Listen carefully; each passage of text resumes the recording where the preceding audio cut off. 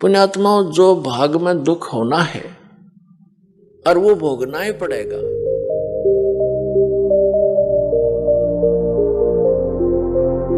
नाश हो जाया करते। अब कोई कहता है कि प्रारब्ध में जो लिखा है वो तो आपने भोगना ही पड़ेगा। बिल्कुल ठीक है। जब तक आप उस संत और उस परमात्मा की शरण ग्रहण नहीं लेते जो इन पाप कर्मों का नाश करने में सक्षम है, तब तक तो आपने ऐसे ही होगा, जैसा कर्म किया वैसा ही भोगना पड़ेगा। अब जैसे हम भक्ति किस लिए करते हैं?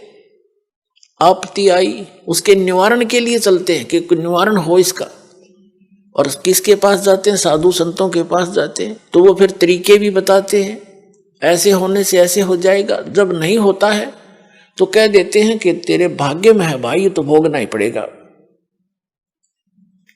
पुण्यात्माओं, जो भाग में दुख होना है और वो भोगना ही पड़ेगा, फिर भक्ति की क्या आवश्यकता रहेगी? तो नास्तिक हो जाएंगे कुछ दिनों में। एक व्यक्ति कह रहा था, एक भक्त था, हमारे गुरुदेव का भक्त था, और उसने दीक्षा ले ली। वैसे तो नहीं ले था, और नास्तिक टाइप हो रहा था। फिर किसी से उसने हाथ दिखा लिया, अपने जो जंतर मंत्र ये ज्योतिष वाले होते हैं, पामिस्ट। उसने बताया कि तेरी आयु 27 वर्ष की है, उसके बाद जीवन शेष नहीं तेरा। उसको चिंता बनी, क्योंकि जब तक मृत्यु ना दिखे इंसान ने, तब तक यू अंडी पा क्या अंडा है, फिर नहीं समझता किसी ने। और जब इसको यूं पता लग जाए तेरी मृत्यु होगी, फिर इसकी घिघी बन जाती है। उसने सोचा कहीं इसने गलत बता दिया हो, और दूसरा बढ़िया पामिस्ट पूछा किसी से। उसने बताया कि वो फलाने उसमें रहता है, इतने रुपए लेता है, और बिल्कुल 100 की 100 सच आपके अंक बता देगा किस्मत के। वहां गया, उसने भी जाते ही बताया तेरी आयु 27 वर्ष की है। अब चिंता का ठिकाना तो नहीं रहा, लेकिन फिर भी सोचा और पूछूं। 3-4 से उसका था, मैंने पूछा, और सब ने एक फाइनल कर दिया। और उसमें उम्र थी उसकी सारी 23-24 वर्ष की।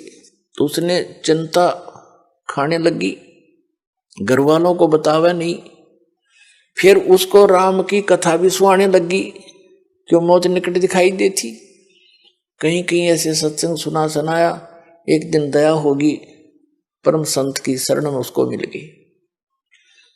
अब वो भक्ति में दृढ़ होकर लाग गया। घर वाले कहें तेरा बीमारी क्या है? वो कहे मैं ठीक हूं, कोई दिक्कत नहीं है। ना ढंग से खावे, ना उठ पैर, ना घनासा बैठ के किसी से बात करे, ना हंसे। तो उन्होंने सोची भाई, फिर उसकी शादी कहने लगे, शादी करते हैं तेरी। बोला मैं शादी ना कराता, विवाह भी नहीं कराया उसने। इस चिंता में 27 साल की उम्र में मैं मर लूंगा, बालकन कौन पालेगा। अब वो 27 साल का हो गया, और जब 27वां वर्ष आया तब तो उसकी कति और 2 रोटी खाओ था, एक रहेगी। और लेकिन भक्ति में ठीक लगा रहा। अब जब देखा उसने 27वां वर्ष पूरा हो गया, यानी दिसंबर का 31 तारीख आई, तब उसने सोची भाई चलो, उसकी अपनी जो डेट ऑफ बर्थ थी उसके हिसाब से जो डेट था उसका फिक्स करके उसने सोचा 1-2 दिन आगे पाछा हो जाया करे, बात तो लग रही है। तो आ लिया टाइम। 1 दिन गया, 2 दिन गया, 3 दिन गया, चौथा दिन भी इंतजार करी। 5 दिन हो गए, 10 दिन हो गए, 15 दिन हो गए। उसने सोचा हाथ फेर दिखा लूं। वो फिर गया उन पामिस्टों के पास जो सबसे बढ़िया वाला था। उसने नो ना बताई कि आपने पहले नो बता रखी थी, कभी फिर वाई बता दे। उसने जाकर देखा, जी मेरी कितनी उम्र है? उसने बताया भाई तेरी उम्र तो 70 साल की है। मेरी उम्र 70 साल की? उसके बाद चीना कहते इसने तो का मार दिया, इसने पता तो है ये तो मरण न हो रहा है। उसने फिर दूसरे को दिखाई, उसको दिखाया, उसने भी बताया कि भाई 70 वर्ष जीवेगा तू बच्चा, तेरी उम्र 70 वर्ष की है। वापस आया, गुरुजी के चरणों में पड़कर बुरी तरह रोए न कहे, भगवान जिसे सुने थे उसे पाए तुम ता कबीर भगवान, मेरी उम्र 27 वर्ष की थी, खड़ा होकर रो और बतावे। 27 साल के बाद उसने ब्याह करवाया और ईबते जीव है वो। कुछ दिन के बाद नाम छोड़ गया कि होगी 70 साल की, क्या जरूरत है भगवान की, फुट्टे बाग हमारे। तो पुण्यात्माओं, परमात्मा कहते हैं दुख में सुमन सब करें, सुख में करे ना कोई, और जय सुख में सुमन करे दुख काहे को होए। अब सुख हो गया तो वो भगवान छोड़ गया। तो ऐसे भी निकम्मे हैं हम इन दुखों के योग्य हैं, लेकिन समर्थ ही होता है। उसने अपनी समर्थता दिखा दी जो वेद बताते हैं। ऋग्वेद मंडल नंबर 10 सूक्त नंबर 161 के मंत्र नंबर 2 में लिखा है कि यदि कोई रोगी हो, उसका रोग अक्षमता से भी आगे पहुंच गया हो और उसकी मृत्यु भी हो जाए, तो भी परमात्मा अपने भगत की 100 वर्ष की आयु यानी आयु बढ़ा सकता है, और मरने के उपरांत जहां भी कहीं गया हो वहां से वापस ला करके उसको पुनर्जीवन दे सकता, उसी बॉडी में प्रवेश कर सकता। तो वो परमात्मा ये कबीर जी हैं। तो कहते मासा घटे न तिल बधे, विद ना लिखे जो लेख, और सच्चा सतगुरु मेट कर ऊपर मारे मेख।